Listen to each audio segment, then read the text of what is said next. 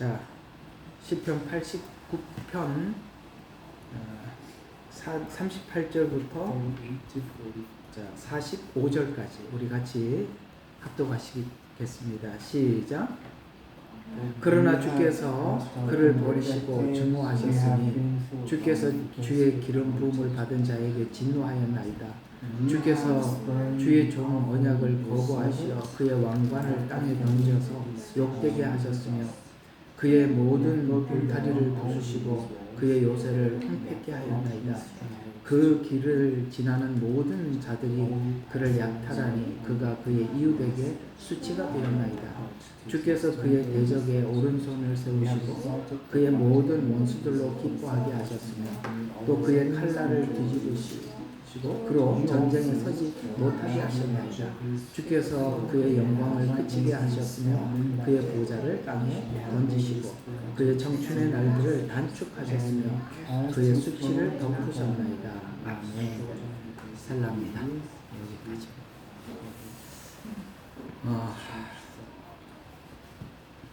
예, 89편은 기름 부은 자라고 하면 예수님을 의미하기도 하죠.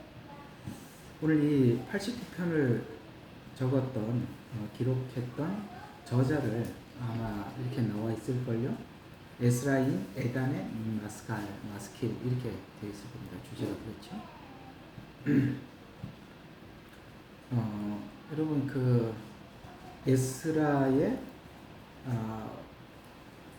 아마 그 성경에 나오는 에스라일 겁니다. 그 에스라의 아들 형제들 헤만, 그 다음에 여기 에단 이런 자들이 아삽도 그렇다는 얘기가 있고요.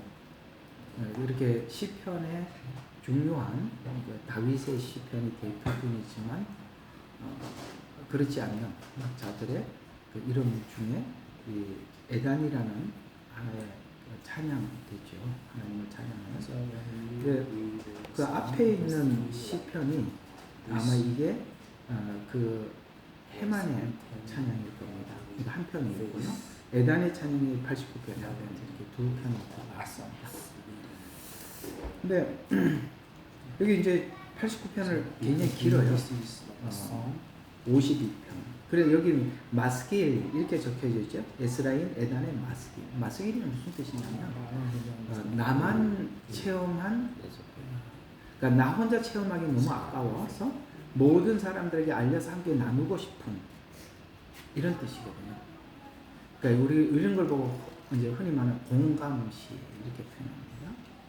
그러니까 우리 그리스도인들이 오늘 여기 89편을 기록했던 에단과 같은 이런 경험들을 하게 되고 이 경험을 함께 나누고 싶어서 기록한 시 이렇게 되는데, 이 시를 금방 읽어보면 이제 요 시편의 이 긴 내용 중에 오늘 38편이 반전이기 때문에 그런 말이 중간에 들어가 있어요.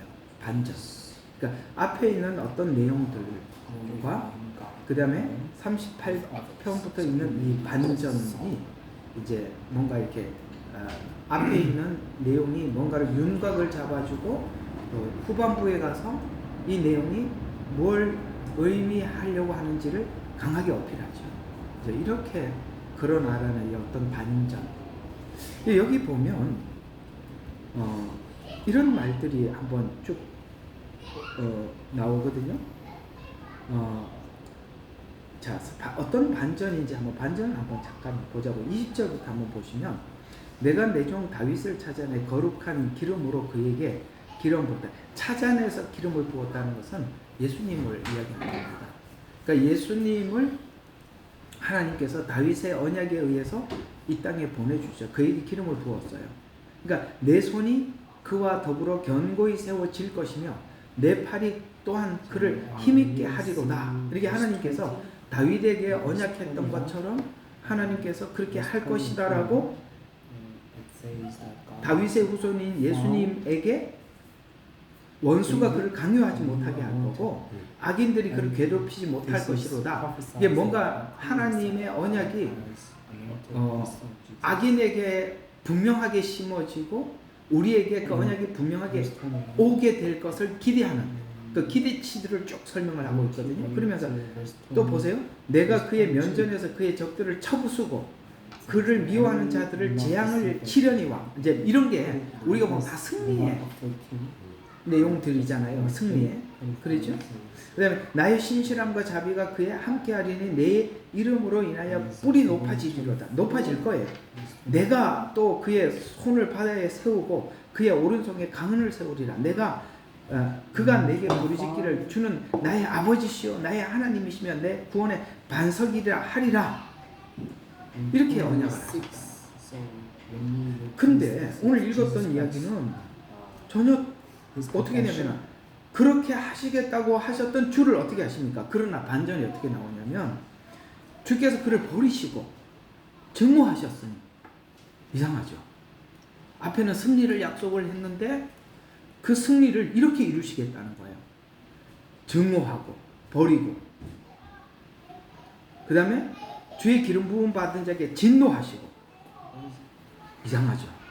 주께서 주의 종의 언약을 거부하시고 그의 왕관을 땅에 던져볼 때 예수님이 네가 유대인이 왕이냐 욕되시게 만들죠. 가시관을 쓰게 만들고 그의 모든 울타리를 부수시고 그의 요새를 황폐케 하셨나이다. 그 길을 지나는 모든 자들이 그를 약탈하니 그렇죠. 예수님은 모든 사람들에게 이렇게 약탈당하는 것 같은 고통을 당하시고 그가 그의 이웃에게 수치가 되었나이다. 그렇죠. 벌거벗고 십자가에 죽으셨습니다. 주께서 그의 대적들을 오른손에 세우시고 그의 모든 원수들을 기뻐하게 하셨다. 놀랍죠. 반대다. 저쪽에서 기뻐하더라는 거죠. 또 그의 칼날을 뒤집었다는 것은 여러분 칼날을 뒤집으면 날이 서지 않는 반대쪽이니까 아무 힘이 없다는 거죠. 그러니까 칼날을 뒤집으시오 그로 전쟁에 서지 못하게 그들과 대항하지 못하고 그냥 십자가에 죽게 만들었다. 그리고 주께서 그의 영광이 그에게 그치게 하셨으며 그의 보호자를 땅에 던지시고 그의 청춘의 날들을 단축시켰으며 일찍 돌아가셨죠. 그를 수치로 덮으셨나이다. 셀라. 멈춰서 생각해보라. 이제 무슨 얘기냐? 지금 이 89편을 기록한 이 상황이 어떤 상황이냐면 이제 남유다가 멸망하기 직전에 이 에단의 나이가 대략 한 90세쯤 이 시를 적었던 주석에 나와 있더라고요.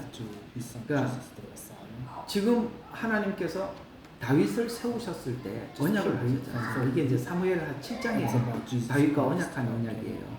내가 네 왕위를 영원히 세울 것이다. 패하지 않을 것이다. 잘못하면 막대기와 채찍으로 교훈은 해도 결국 내가 이 다윗의 왕가는 멸망치 않게 할 것이다. 이렇게 약속을 했는데 지금 멸망이 목전에 와 있어요. 그러니까 애굽의 시삭이 남유다를 침략을 하고 연이어 바빌론이 유다를 침범을 해서 바빌론이 곧 멸망할 겁니다. 그러니까 지금 이 시편을 쓴 기자가 입장에서 볼 때는 다윗에게 이토록 왕위를 견고케 하시겠다고 약속을 내놓고 지금 남유다가 멸망하게 됐다는 말이죠. 또 하나 우리가 생각해 볼 것은 하나님께서는 이렇게 약속을 하셨고 예수님이 오실 즈음에는 어떤 일이 있었죠? 여러분 그 다윗의 왕가가 쪼그라들어서 이름 없는 그저 요셉의 한 가정의 부부가 있었습니다. 이게 이제 우리 신앙생활과 어떻게 접목이 되느냐. 우리는 하나님으로부터 많은 언약을 받았고 약속을 붙잡고 있습니다. 근데 우리는 오늘 이 에단이 생각할 때, 남유다가 생각할 때 하나님께서 이렇게 언약을 하셨으니 이 언약은 변치 않게 점점 앞에 있는 20절부터 26절처럼 승승장구해야 되죠. 그렇잖아요. 우리는 하나님께 언약을 하고 맺었고 그 언약을 확신하고 있고 아마 이 언약이 너무나도 위대하고 큰 언약이라 이것을 이루기 위해서는 하나님께서는 이 유다의 왕국을 승승장구하게 할 뿐만 아니라 강하게 하실 것이다 castle. 라고 기대를 하고 있는데 지금 하나님의 언약을 어떻게 이루셨어요? 이상하게 이 언약을 거부하는 것 같다는 거예요. 또 하나는 왕관을 던져서 욕되게 만들고 울타리를 부숴버리고 수치가 되게 만들고 원수들이 기뻐하기로 칼날을 뒤집어 버리고 영광을 그치게 하고 와 이렇게 하더라고요. 왜 하나님은 이런 약속들을 하셨으면 그 약속들을 이루기 위해서 뭔가가 우리 눈에 확 보일 만큼 이렇게 올라가야 되는데 이렇게 꺾이게 만드시는가? 근데 그렇게 해서 우리는 지금은 알죠. 우리는 다 봤으니까. 그렇게 해서 우리를 구원하셨죠. 승승장구해서 전쟁을 그치게 하고 칼날을 뒤집고 수치를 당하고 이렇게 해서 결국은 예수님으로 인해서 온 인류가 구원을 받게 됐다는 거죠. 우리는 지금 느끼지만 일하는 방법에 대해서는 우리 생각과 하나님 생각이 너무 달라서 하나님은 이상하게 우리가 생각하는 반대쪽으로 일을 이루어가고 있고 우리는 기대 반대 방향에서 어느 날 보니까 이런 길을 가서 그 일을 이루시잖아요.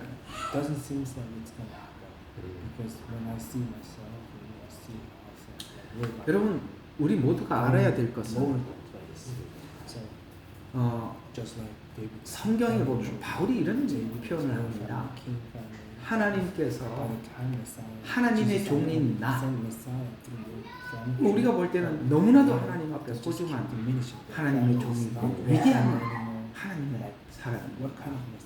그런데 자기가 생각할 때는 하나님의 사람이고 그렇게 하나님께서 특별하게 택정함을 입었던 바울을 자기 평생 사역을 하면서 어떤 느낌을 받았냐면 마치 나는 전쟁터에서 포로로 잡혀온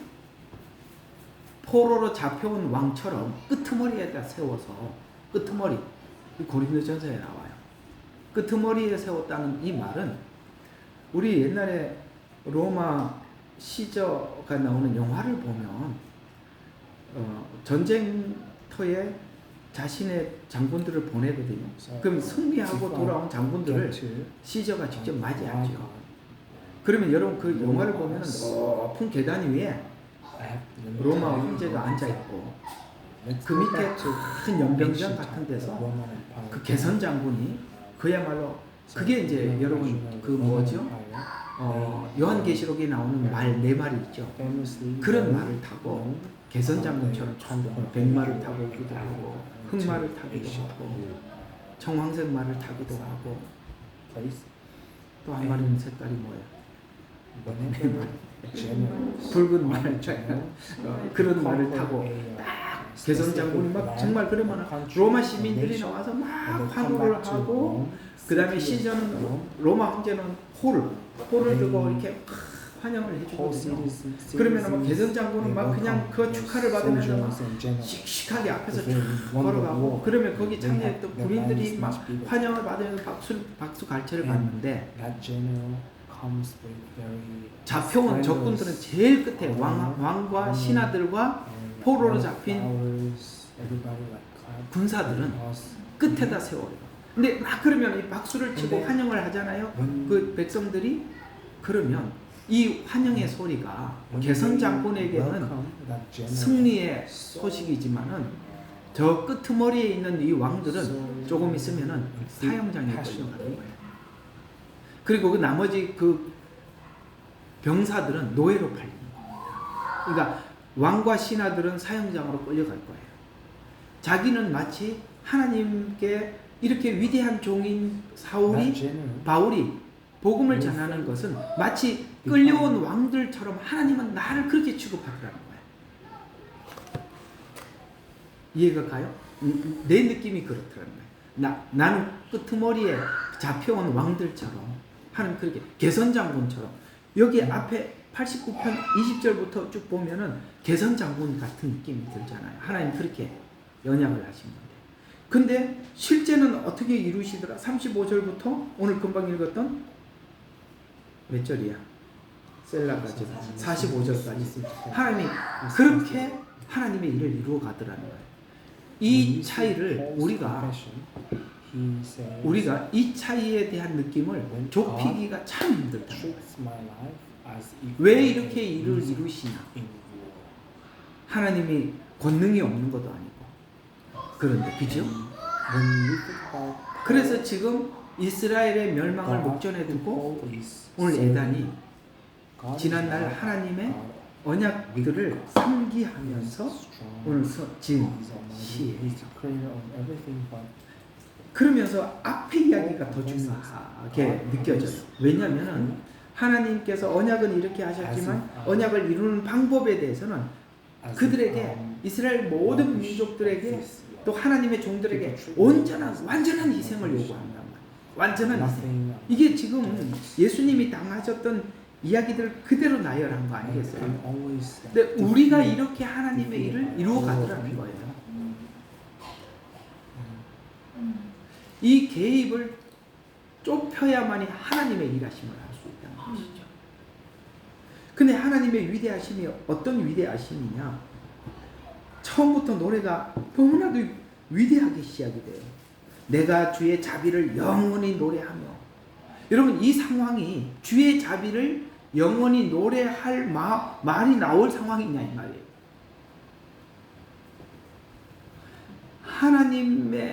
하나님의 사람들, 하나님을 온전히 아는 사람들은 이런 상황에서도 이 말이 나오더라는 거예요. 이 상황에서도 이 말이 이게 믿음이라는 거예요. 그래서 보세요.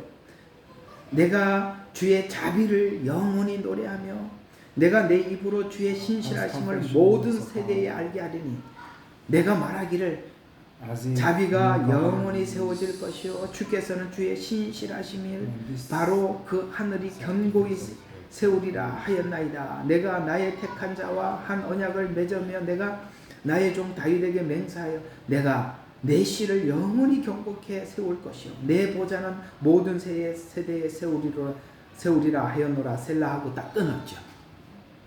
이거 아까 말씀드린 사무엘 하에 다윗에게 언약했던 언약을 압축해서 하나님 앞에 신앙 고백을 한 것입니다. 어떤 상황에서? 멸망을 앞두고. 여러분 이 에단이 이렇게 하나님 앞에 고백하고 여기까지 오기까지 얼마나 하나님과 씨름했을까요? 얼마나 하나님 앞에 기도했으며 얼마나 많은 밤들을 하나님 앞에 묻고 또 물었겠습니까? 이걸 알고 난 뒤에 모든 사람들에게 마스킬 모든 사람들에게 알리고 싶어 했을까요? 하나님이 이런 하나님이라는 것을. 여러분 그걸 아셔야 돼요. 우리가 가정에 남편의 역할이 있고 아내의 역할이 있어요. 애들은 남편과 아내의 역할을 어떤 수고를 해서 이런 혜택을 누리는지 모르고 그냥 누리고 있을 뿐이죠. 누리고 있을 뿐이죠. 밥 쪽으로는 밥이 그냥 나오는 줄 알았는데 우리 부모님 애들 키우는 거 보면 시엘이라고 그런 게 있어요. 다 같이 밥을 먹을 때가 있어요. 한두 시간 지나면 또 밥 줘. 내가 우리는 막 뭐라 그러죠. 좀 있으면 밥 달라는 거 뭐 하는데 밥 먹을 때 같이 먹어라. 그럼 난 지금 지금 먹기 싫어. 근데 엄마한테 가서 밥 줘. 그럼 밥이 나와요. 그냥. 그러니까 밥이 나오는 줄 알아. 이해가 가죠. 세상 사람들이 복음을 듣고 그들이 구원을 받고 하나님 은혜 속에 영원한 안식을 누리고 생명을 얻게 되고 이런 것들이 그들에게는 값지지도 않고 아무렇지도 않아요. 근데 그것이 그들에게 심어주고 그 가치를 알려주기까지는 우리가 애들이 어느 시점이 되어야 철이 들고 아빠의 수고, 엄마의 수고에 의해서 내가 이렇게 자랐다는 것을 알기까지는 오늘 여기 89편처럼 예수님이 이런 과정을 거친 것처럼 우리가 이런 과정 없이 누구를 그러니까 우리가 누구에게 복음을 전할 수가 있겠습니까? 누가 그 사람들을 잘하게 만들겠습니까? 우리가 생각할 때는 하나님의 권능을 보여서 힘을 가지고 그들에게 복음을 전해서 하나님이 이러니까 똑바로 해 하면서 잘못하면 싸대기 한 대 맞아. 하나님 봤지 무섭지? 잘해? 이렇게 하면 편할 것 같죠. 그러면 그들은 하나님의 자비를 느끼지 못하죠. 하나님의 인자하심, 하나님의 자비를 체험해서 하나님께 돌아오게 하려면 예수님이 치렀던 희생을 우리도 치러야 한다고 말씀하고 있어요. 그토록 하나님께서 다윗에게 언약하셨지만 그 언약이 눈앞에 이루어지는, 강하게 이루어지는 것이 아니라 이스라엘이 멸망해 가고 있고, 예수님이 오셨을 때 다윗의 가문은 이름 없는 가문으로 남아 있어서 이렇게 예수님을 이 땅에 보내주는 것으로 인해서 뭘 가르쳐 주시는가? 사람들은 기다려서 예수님을 내가 찾아서 만난 것이 아니라 죄인들을 찾아주셔서 만나주셨다는 것을 철저하게 깨닫게 하기 위해서 하나님은 그런 방법을 쓰시더라는 것이죠. 여러분, 가정을 놓고 기도하고 또 교회를 섬기면서 오랫동안 하나님의 언약을 붙잡고 더 나아가서 하나님은 하나님이시기에 하나님은 하나님으로서 부모님에게 복음을 딱 전하면 탁 알아듣고 탁 돌아오고, 그죠? 우리 자식들도 예수님 이런 분이란다 소개하면 하나님의 능력으로 생각을 그 자리에서 하나님이 탁 바꿔서 탁 예수 믿게 만들고, 그러면 얼마나 좋겠어요. 그런데 하나님은 우리에게 이런 긴 시간을 통해서 이스라엘에게 뭘 가르쳐 주려고 했던 것일까요? 하나님의 나라의 능력은 힘에 있지 않고 희생에 있고 섬김에 있다.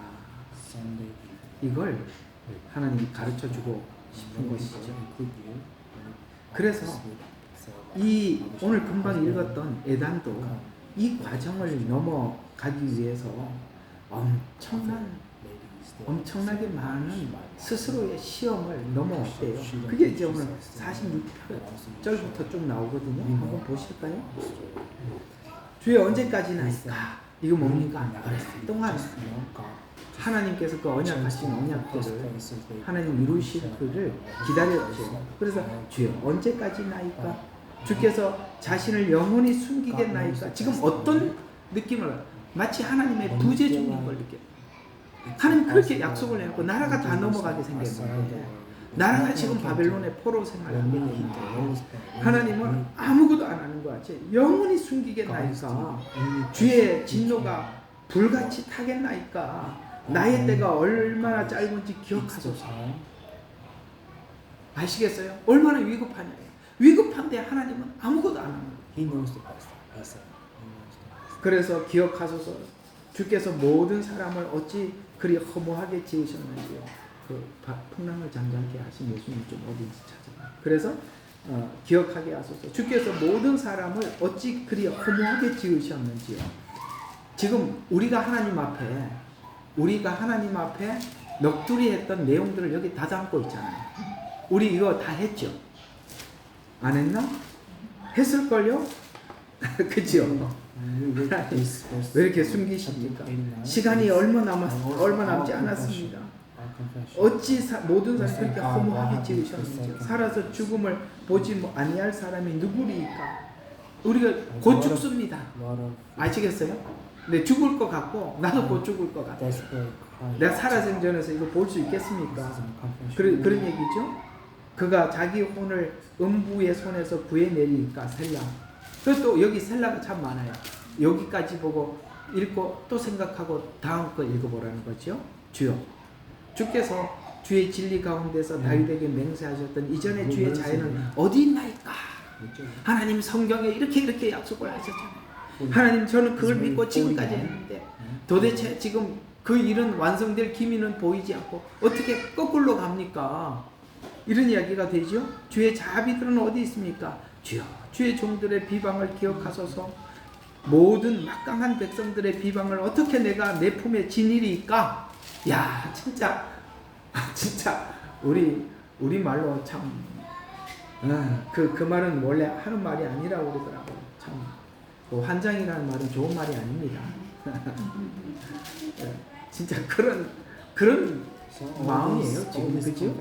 그래서 주의 종들의 그래 51조 오 주여 주의 원수들이 그것으로 비방하였으며 그것으로 비방했다는 거죠. 너 하나님 그렇게 약속했는데 봐라 이게 지금 이게 하나님이 너희한테 약속한 일을 이루는 이게 방식이냐라는 이런 비방들 말이죠.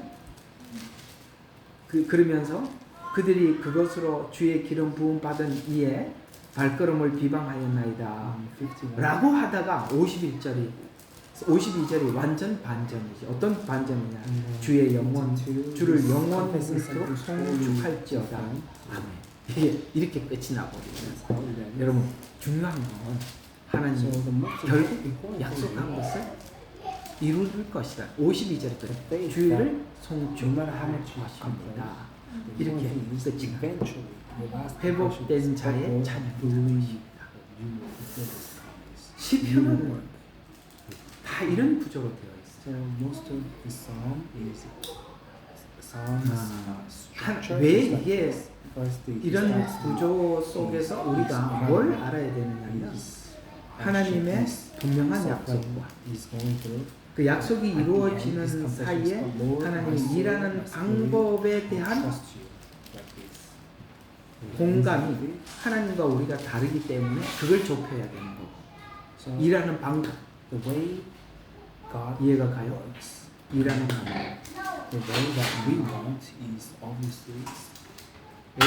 이제 우리 애들이 다 커서 잊어버린 것을 우리 손주들을 키우면서 다시 한번 생각해야 되는데 항상 아이들과 부모 사이에 이제 좁혀지지 않는 갈등이 뭐냐면 내가 좋아하는 거, 나를 사랑한다면 내가 좋아하는 것을 하도록 내버려둬라.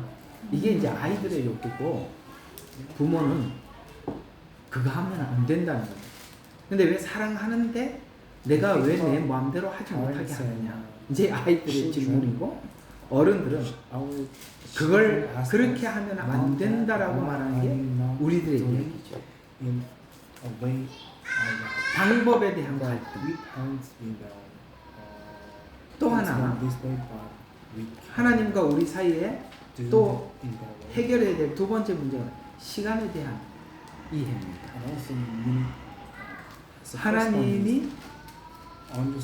하나님이 일을 이루시는 시간과 우리가 이루어야 하는 시간의 차이. 오늘 여기 보니까 내가 살 날이 얼마 안 남았습니다.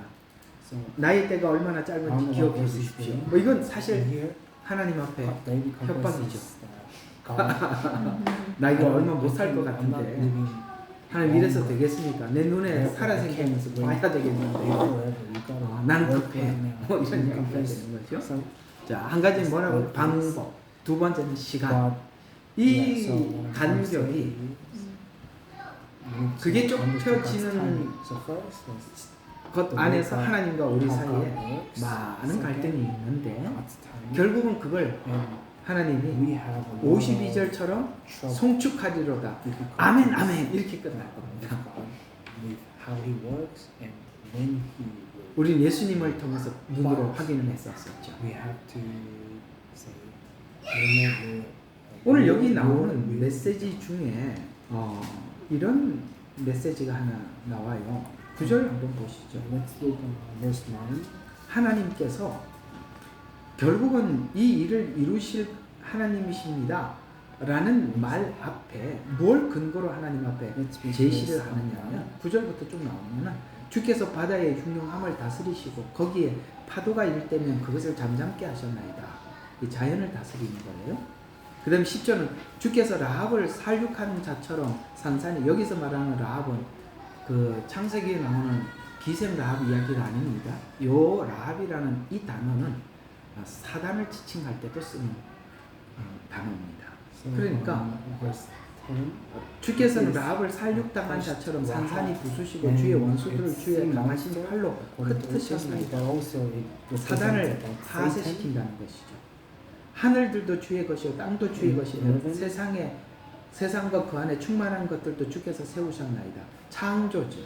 주께서 북과 남을 창조했으며 다볼과 헤르몬이 주의 이름으로 즐거워하는, 이게 이스라엘의 북쪽과 남쪽을 이야기하는 것입니다. 그러면서 지금 이게 전부 다 뭐를 이야기해요? 자연을 다스리는 하나님, 그 다음에 인간에게 언약하셔서 그 언약을 이루시는 하나님, 그렇게 이제 쭉 나오거든요. 예수님께서 이 땅에 오셔서 제자들에게 처음 가르쳐 주었던 것이 바로 오늘 9절과 13절에 등장하고 있는 이 부분을 제자들에게 교육을 시켜줬어요. 그게 어디 있어요? 4장. 마가복음 4장 35에서 41절. 여기 9절에 있는 말씀을 그대로 하나님께서 제자들에게 가르쳐 주었어요. 마가복음 4장 35절에서 35절에서 41절 여기까지 한번 더 보도록 하겠습니다. 여러분, 이런 하나님이라는 것을 알아야 되고, 하나님께서는 제자들에게 가장 먼저 이걸 가르쳐 주셨어요. 한번 보시죠.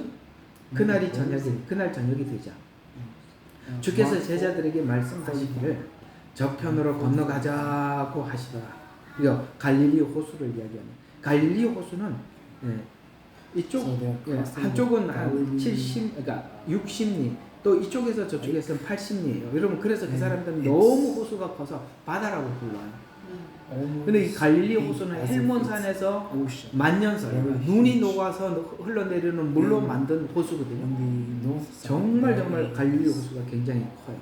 근데 이제 제자들에게 호수 저편으로 건너가자라고 합니다. 그들이 무리를 보낸 후 주를 배에 태운 채 모셔가니 다른 작은 배들도 주와 함께 하더라. 그때 큰 폭풍이 일어나 파도가 배에 덮치니 배는 물로 가득 찼더라. 주께서 배의 뒤편에 베개를 베고 주무셨는데 그들이 주를 깨워 말씀드리기를 선생님, 우리가 죽게 되었는데도 개의치 아니하시나이까 하니 주께서 일어나서 바람을 꾸짖으시고 바다에게 말씀하시기를 잠잠하라 고요하라 하시니 바람이 그치고 아주 잠잠하더라. 아까 9절 그 얘기예요. 그죠? 9절 그 얘기잖아요. 그러면서 그리고 나서 주께서 그들에게 말씀하시기를 어찌하여 너희는 그처럼 두려워하느냐, 어찌하여 너희는 믿음이 없느냐 라는 이 말씀을 시편 89편하고 딱 접목을 시켜보니까 내용이 굉장히 확장되죠. 그렇습니다. 하나님은 창조하시고, 근데 이제 41절에 보면 바로 하나님은, 예수님은 제자들에게 이 부분을 설명해주고 이 부분에 대한 믿음을 좁히기를 원하셨던 거거든요. 41편이 41절이 그거예요. 그들이 심히 두려워하여 서로 말하기를 이분이 도대체 누구시기에. 우리는 주님을 만났죠. 그런데 우리는 제자들과 같이 순종을 했습니다. 순종하면서 살아요. 이게 무슨 뜻이냐면, 여러분, 이 제자들이 누굽니까? 원래 예수님은 직업이 목수예요. 제자들은 갈릴리의 어부들입니다. 저녁이 되었어요. 호수 저편으로 35절 그날 저녁이 되자 이렇게 있어요. 저녁에 이 호수 저편으로 건너가자고 합니다. 제자들이 여기 갈릴리의 어부들이니까 이 호수를 건너가는데 걸리는 시간을 왜 모르겠습니까? 노젓는 데인데요. 뿐만 아니라 저녁이 되면 사막에서 불어오는 열풍과 헬몬산에서 내려오는 냉기가 만나면 폭풍이 일어나요. 이걸요, 제자들은요 고기를 잡으면서 너무 많이 아주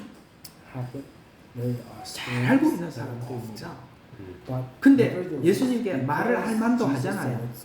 예수님, 지금 이 시간 건너가면 안 됩니다. 오늘 저녁에는 딱 아시죠? 우리 할아버지가 옛날에는 저녁이 되시면 혼자 바깥에서 항상 그 문 앞에 서서 눈을 감고 이렇게 서 계세요. 그래서 딱 한참 서 있다가 뭐라고 말씀하시냐면 내일은 고추밭에 간다. 내일은 옥수수밭에 가서 뭐 했나. 그런 이야기를 해서 그날 저녁에 다음날 일을 정하세요. 근데 지금 이제 뭐 하는지 알겠어요. 이렇게 가만히 기운을 느껴가는 거예요. 아, 내일 비가 오겠구나. 아, 내일은 날씨가 좋겠구나.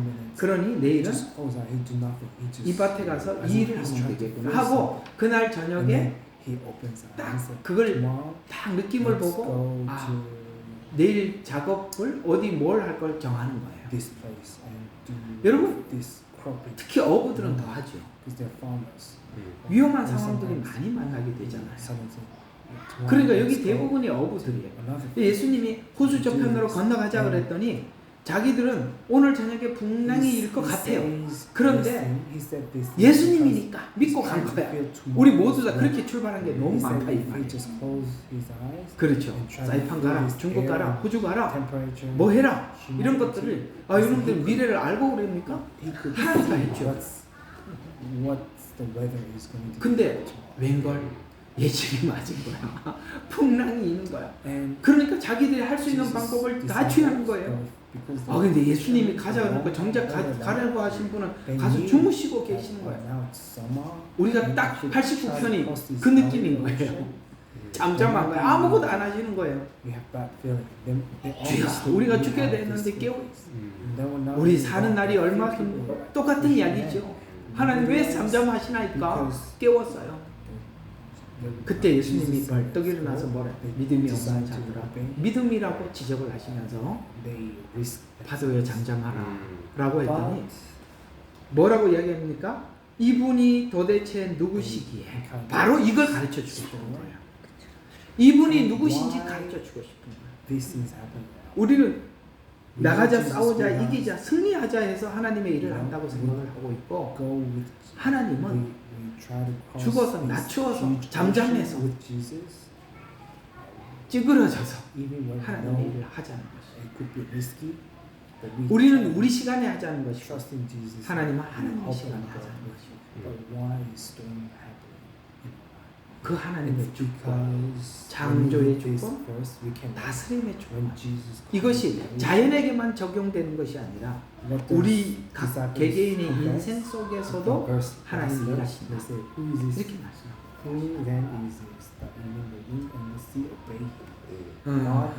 우리 톰이 엄마 아빠 어머니하고 또 누님이 와서 복음을 전하면 딱 겸접할 줄 알았는데 안에서 얼마나 마음이 힘들겠어요. 하나님이 일하는 방법, 하나님의 시간을 우리는 받아들여야 합니다.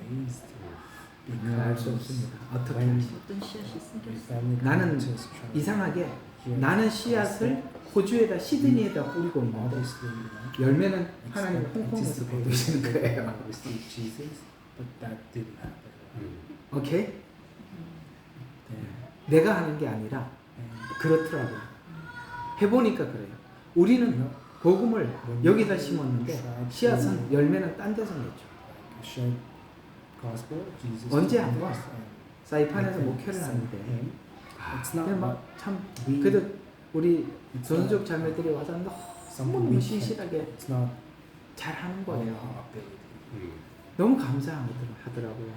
그래서 하나님께서 너 뭐라고 제 마음에 주시는 감동이 그래요. 제가 그 전도사 때 그다음에 또 목사 때 이렇게 개척을 하고 열심히 전도를 했는데 세상에 40번 50번 이렇게 찾아가도 세상에 미안해서라도 한번 나올 거 아니에요. 사람이라면 생각해봐요. 40번을 찾아가고 50번을 찾아가는데 교회를 한번 안 나오는 사람이 대부분 나는 해도 이 동네 사람들이 이런 싶었는데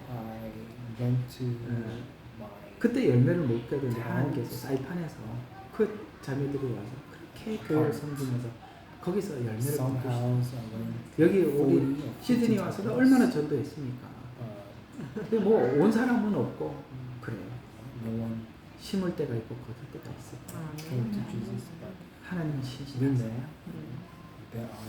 여러분들이 성실하게 하나님 앞에 사십시오. 오늘 여기 89편과 같은 이 과정 없이 믿음이 생긴다라고 성경은 말하지는 않아요. 있대요. 그러나 있더라도 결과를 알고 갈등하라는 거예요. 하나님은 승리하신다는 걸 믿고 하나님을 받아들이자는 거예요. 믿음이에요. 두 가지 믿음을 말씀드렸습니다. 하나는 뭐라고요? 일하는 방법에 대한 차이, 시간에 대한 차이를 믿어라. We don't see any. We don't get any direct 이게 answer. 89편이에요. What we can learn. 여러분들에게 오늘도 이 Even 89편이 though we cannot see. 여러분이 the 어떤 results 형편에 있던 at the 시간에 moment, but just 영원히 know 말씀이 큰 위로가 되고 은혜가 되었으면 합니다. that 기도하겠습니다. God will fulfill His 하나님, promise. 감사합니다. Let's pray. 우리는 Thank you. 하나님의 일하심의 방법이 우리 생각과 너무 달라서 왜 예수님은 그렇게 많은 사람들 수치를 당하게 하고 So much given. 어떻게 My understanding 그렇게 일을 하시는가, the way you work. 이런 생각이 드는 게 이상한 게 아니라 It's not 하나님은 strange to, 전능하신데 왜 이렇게 we think 비굴한 this way. 또 수치스러운 이런 일들을 겪어야만 하는지, Sometimes we wonder why should I have to go 그것은 through this. 하나님의 자비 때문에, Shameful, 하나님의 자비가 우리에게 painful 이해되려면 process. 그 하나님의 능력 가운데 능력으로 우리를 억압하는 것이 아니라 그 능력이 자비로 나타난다는 것을 알아야 그 자비가 자비 된다는 것을 압니다. 자비를 베푼다는 것은 능력 있는 자가 무능한 자에게 무조건 베풀어주는 은혜가 아닙니까?